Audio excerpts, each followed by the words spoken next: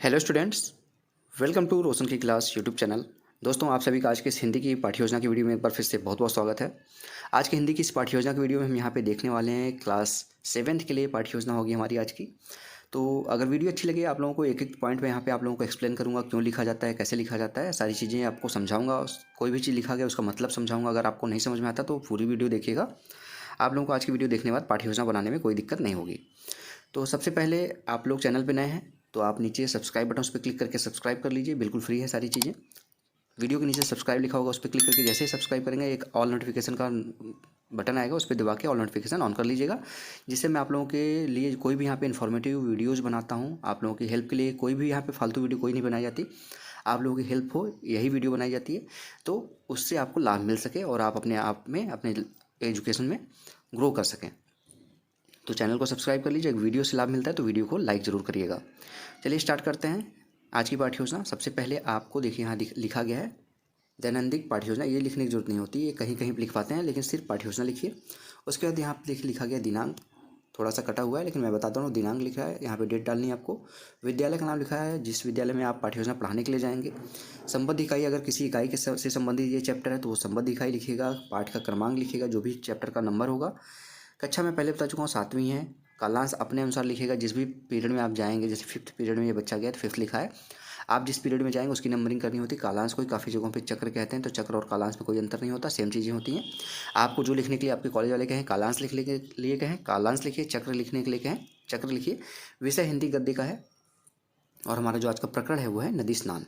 ठीक है, अब चलते हैं अपने उद्देश्य की तरफ। हमारा विशिष्ट उद्देश्य, यहाँ पे एक लिखिए उद्देश्य, या फिर शिक्षण उद्देश्य लिख सकते हैं, या फिर विशिष्ट उद्देश्य लिख सकते हैं। और दूसरी तरफ लिखिए व्यवहारगत परिवर्तन, यानी कि ये चैप्टर पढ़ाने के बाद बच्चों में आप किस प्रकार के ज्ञान का व्यवहार यहाँ पे परिवर्तन व्यवहार में देखना चाहते हैं। तो यहाँ पे देखिए, कम से कम आपको 2 से 3 पॉइंट लिखना होता है इसके अंतर्गत, ज़्यादा से ज़्यादा 5 से 6 पॉइंट लिखना होता है। तो यहाँ पे देखिए, पहला पॉइंट लिखा गया ज्ञान। इसमें लिखा गया छात्र भाषा तत्वों का ज्ञान प्राप्त करेंगे। पहला, विद्यार्थी नदी स्नान पाठ में आए नवीन शब्दों का प्रत्याभिज्ञान व प्रत्यास्मरण करेंगे। दूसरा पॉइंट है, विद्यार्थी नदी स्नान पाठ में आए कठिन शब्दों का शुद्ध उच्चारण व वर्तनी में भेद कर सकेंगे। दूसरा है, इसमें विद्यार्थी विषय वस्तु का ज्ञान प्राप्त करेंगे। दूसरा है अर्थग्रहण। इसमें लिखा गया विद्यार्थी आदर्श वाचन के द्वारा सुनकर अर्थग्रहण करने की योग्यता प्राप्त करेंगे। दूसरा पॉइंट है, विद्यार्थी पढ़कर अर्थ ग्रहण करने की योग्यता प्राप्त करेंगे। तीसरा हेडिंग है अभिव्यक्ति। इसमें लिखा गया है बोलकर अभिव्यक्त करना, छात्र बोलकर अभिव्यक्त करने की योग्यता प्राप्त करेंगे। दूसरा है लिखकर अभिव्यक्त करना, छात्र लिखकर अभिव्यक्त करने की योग्यता प्राप्त करेंगे। चौथा हेडिंग है मौलिकता। इसमें देखिए लिखा गया विद्यार्थी रचना कार्य में मौलिकता लाने की योग्यता प्राप्त करेंगे। पांचवा हेडिंग है अभिरुचि, विद्यार्थी भाषा और साहित्य के प्रति रुचि लेंगे। और छठवां इसमें पॉइंट है विशिष्ट उद्देश्य का अभिवृत्ति। इसमें लिखा गया विद्यार्थी सद्वृत्तियों तथा और साहित्य पढ़ने में रुचि लेंगे। दूसरा है विद्यार्थी नदी स्नान के प्रति आस्था, श्रद्धा, प्रेम व संवेदनशीलता की भावना का विकास होगा। और तीसरा पॉइंट है विद्यार्थियों में तीर्थ स्थानों के प्रति श्रद्धा की भावना विकसित होगी। अगला हेडिंग है, यहाँ पे देखेंगे सहायक सामग्री। सहायक सामग्री में देखिए लिखा गया है चौक, डस्टर, लपेट फलक व कक्षा उपयोगी समस्त उपकरण। दूसरा हेडिंग, अगला हेडिंग है पूर्व ज्ञान। पूर्व ज्ञान में लिखा गया छात्र पुष्कर स्नान व पवित्र जगहों का पर स्नान के बारे में सामान्य जानकारी रखते हैं। अब जरूरी नहीं कि पुष्कर स्नान के बारे में बोले वो, अब अपने अनुसार है। आप अगर पुष्कर के बारे में पूछना चाहते हैं तो बच्चों को पुष्कर की थोड़ी बहुत नॉलेज होनी चाहिए। अगर आप प्रयागराज के बारे में जानना चाहें, प्रयागराज के कुंभ के बारे में, तो वहाँ पे भी आप यहाँ इसको नॉलेज दे सकते हैं। बच्चों को ये भी नॉलेज होगी तो भी काम चल जाएगा। अब अगला आता है, यहाँ पे देखिए प्रस्तावना प्रश्न। प्रस्तुतिकरण में डालिएगा, प्रस्तावना प्रश्न लिखिए। इसको 3 कॉलम में डिवाइड किए, क्रम संख्या, छात्राध्यापक या फिर छात्राध्यापिका क्रिया, छात्र क्रिया। लड़के हैं तो छात्राध्यापक क्रिया हो जाएगा, लड़की हैं तो छात्राध्यापिका क्रिया। बच्चों से आप प्रश्न पूछेंगे, बच्चे उसका आंसर देंगे, उस आंसर से अपना दूसरा प्रश्न बनाएंगे, उस प्रश्न से अगर जो आंसर आएगा उसे तीसरा प्रश्न बनाएंगे। इस तरीके से क्रमबद्धता होनी चाहिए। कम से कम 3 प्रश्न पूछ के अपना प्रकरण निकलवा सकते हैं, ज़्यादा से ज़्यादा 5 से 6 प्रश्न पूछा जा सकता है अपना प्रकरण निकलवाने के लिए। तो पहला प्रश्न है, हम किस देश में के निवासी हैं? बच्चे बोलेंगे भारत के। दूसरा प्रश्न, भारत में किन धर्मों को मानने वाले लोग रहते हैं? बच्चे बोलेंगे हिंदू, मुस्लिम, सिख, ईसाई। तीसरा प्रश्न है, हिंदुओं के प्रमुख तीर्थ स्थान कौन कौन से हैं? बच्चे बोलेंगे प्रयागराज, पुष्कर, काशी, यहाँ पे बद्रीनाथ, केदारनाथ, कई चीज़ें बोल सकते हैं यहाँ पे बच्चे। आपकी क्लास में कई बच्चे हैं तो वो अलग अलग बोलेंगे। फिर अगला प्रश्न आप उससे बोल दीजिए, अगर प्रयागराज बोले तो प्रयागराज से पूछिए, पुष्कर बोले तो पुष्कर से पूछिए कि पुष्कर में सबसे प्रसिद्ध चीज़ क्या होता है? तो बच्चे बोलेंगे पुष्कर में 52 घाट है, वहाँ पे स्नान करते हैं लोग, पूजा करते हैं। फिर उसके बाद है चौथा प्रश्न क्या, पांचवा प्रश्न है, घाट पर लोग क्या करते दिखाई देते हैं? बच्चे या तो पूजा करते हैं या फिर वहाँ पे नहाते हैं, स्नान करते हैं।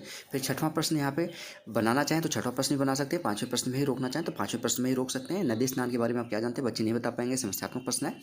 तो उद्देश्य कथन आपको बोलना होता है। उद्देश्य कथन में देखिए बोला गया है, बच्चों आज हम नदी स्नान के बारे में विस्तारपूर्वक अध्ययन करेंगे। अब बच्चों को पता चल गया, अब हेडिंग डालिए, यहाँ पे प्रस्तुतिकरण हेडिंग डालिएगा।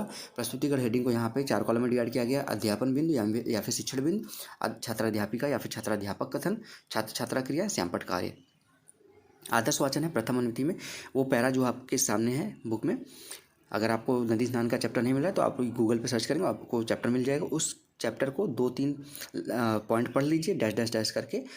आपको पढ़ना तो वहाँ पे पूरा होगा, लेकिन यहाँ पे जैसे लिखा गया साधु संत डैश डैश डैश करके चले जाते हैं। उसके बाद आदर्श वाचन में अध्यापक या फिर छात्राध्यापिका शुद्ध एवं स्पष्ट आरोह अवरोह पूर्वक विराम चिन्हों का उचित ध्यान रखते हुए प्रयोग करते हुए वाचन करेगा। विद्यार्थी वाले कॉलम में लिखा है, विद्यार्थी ध्यानपूर्वक सुनेंगे। फिर दूसरा है अनुकरण वाचन, छात्राध्यापिका या फिर छात्राध्यापक छात्राओं को उपयुक्त तरीके से वाचन करने का निर्देश देगा, तो बच्चे उसका अनुकरण करेंगे। तीसरा है उच्चारण अभ्यास, छात्राध्यापक छात्रों द्वारा अशुद्ध उच्चारित शब्दों को यहाँ पे शुद्धोच्चारण कराएगी, यानी कि उसको शुद्ध कराएगी। अगर कोई बच्चा कुछ गलत पढ़ा है तो छात्र उसको शुद्ध करेंगे। चौथा है बोध प्रश्न, जो आपने पढ़ा है उसे आप प्रश्न पूछेंगे। नदी किनारे लोग क्या करते दिखाई दे रहे हैं? बच्चे बोलेंगे जल में डुबकी लगाते। दूसरा प्रश्न है आदमी जल में है पंक्ति से क्या तात्पर्य है? बच्चे बोलेंगे व्यक्ति जल में स्नान कर रहे हैं। तीसरा है पर्व स्नान पर नदी में डुबकी लगाते हुए रोगी व्यक्ति क्या कामना करता है? बच्चे बोलेंगे उसका शरीर स्वस्थ हो जाए, ये कामना करता है। अब यहाँ पे कठिन निवारण से शब्द है, शब्द अर्थ लिखिए, युक्ति लिखिए। कंचन है, उसका मतलब होता है स्वर्ण। पर्यायवाची शब्द है देह शरीर, वाक्य प्रयोग आगे देखिए। रुतबा महत्व, शब्दार्थ है विराट, बहुत बड़ा या फिर विशाल, ये भी शब्दार्थ है। कंचन स्वर्ण, ये सारी चीज़ें जो आपने अभी यहाँ पे शब्दार्थ लिखा है उसको यहाँ पे भी लिख सकते हैं श्यामपट्ट वाले कॉलम में। फिर से लिखित निरीक्षण कार्य आता है। लिखित निरीक्षण कार्य में देखिए यहाँ पे लिखा गया छात्राध्यापिका कठिन शब्दों को लिखने का निर्देश देगी तथा कक्षा में घूम घूम कर निरीक्षण कार्य करेगी। तो छात्र यहाँ पे क्या करेंगे? छात्र कठिन शब्दों को अपनी कॉपी में लिखेंगे। मौन वाचन है अगला यहाँ पे पॉइंट देखेंगे। मौन वाचन में लिखा गया छात्राध्यापक या फिर छात्राध्यापिका छात्राओं को मौन वाचन करने का निर्देश देगी। छात्र उसको मौन वाचन करेंगे, यानी कि अपने होंठ न हिलाते हुए, बोलते ना हुए, अब उसको पढ़ेंगे। विचार विश्लेषण प्रश्न है, विचार विश्लेषण प्रश्न पहला प्रश्न है कुंभ पर्व पर डुबकी लगाने वाले व्यक्ति क्या कामना करता है? बच्चे बोलेंगे उसे अगले जन्म में भरपेट भोजन मिले, ये कामना करता है। दूसरा प्रश्न है यहाँ पे नदी में डुबकी लगाकर व्यक्ति किससे प्रवाह में छोड़ देता है? बच्चे बोलेंगे एकाकीपन को प्रवाह में छोड़ देता है। तीसरा प्रश्न बहते जल में स्नान कर तीर्थ बनने का नहीं, तीर्थ जानने समझने की बारीक ललक आंखें खोल रही हैं, पंक्ति को स्पष्ट कीजिए। बच्चे बोलेंगे लोग नदी स्नान कर तीर्थ स्थानों को समझने में रुचि ले रहे हैं। अगला यहाँ पे द्वितीय अनुमति, फिर से उस चैप्टर को जो दूसरा पैरा उसको डैश पढ़ेंगे थोड़ा सा। इस जन्म डैश डैश डैश खड़ा है। आदर्श वाचन फिर से वही करेंगे। छात्राध्यापक शुद्ध स्पष्ट आरोह अवरोह के पूर्वक चिन्हों का विराम चिन्हों का ध्यान रखते हुए वाचन करेगा। विद्यार्थी उसको सुनेंगे, फिर उसका अनुकरण वाचन कराएंगे आप। अध्यापिका या फिर छात्राध्यापक विद्यार्थियों को उपयुक्त तरीके से अनुकरण वाचन करने का निर्देश देगी। छात्र उसका अनुकरण वाचन करेंगे। उच्चारण अभ्यास है, फिर से छात्राध्यापिका विद्यार्थियों द्वारा अशुद्ध उच्चारित शब्दों को का यहाँ पे शुद्ध उच्चारण कराएगी। छात्र उसको शुद्ध उच्चारण करेंगे। बहुत प्रश्न है नदी घाटों पर आई भीड़ से क्या स्वरूप उभरता है? बच्चे बोलेंगे भारतीय राष्ट्र की संस्कृति का। दूसरा प्रश्न धर्म बड़ा है या राष्ट्र? पंक्ति में लेखक ने किसको बड़ा बताया? बच्चे बोलेंगे राष्ट्र को। तीसरा है हिंदुस्तान का मौलिक करंट लेखक ने क्या बताया है? बच्चे बोलेंगे अपने को सबके साथ मिलाना। कठिन निवारण शब्द में फिर से कुछ कठिन शब्दों को यहाँ पे पढ़ाएंगे बच्चों को। पहला प्रश्न यहाँ पे शब्दार्थ है हिकमत यानी कि उपाय, शब्दार्थ है। दूसरा है निर्वाण यानी कि मोक्ष, वाक्य प्रयोग है। तीसरा है चिलक यानी कि चमकता हुआ, शब्दार्थ है। चौथा है फिर अस्मिता यानी कि स्वाभिमान, ये भी शब्दार्थ है। ठीक है, ये सारी चीज़ें आप श्यामपट्ट पे भी आप लिख सकते हैं। लिखित व निरीक्षण कार्य है, छात्राध्यापिका कठिन शब्दों को लिखने का निर्देश देगा तथा कक्षा में घूम घूम कर उसका निरीक्षण करेगा। छात्र उसका कठिन शब्दों को अपने अभ्यास पुस्तिका में लिखेंगे। मौन वाचन है, छात्राध्यापक छात्रों को मौन वाचन करने का निर्देश देगा, विद्यार्थी उसका मौन वाचन करेंगे।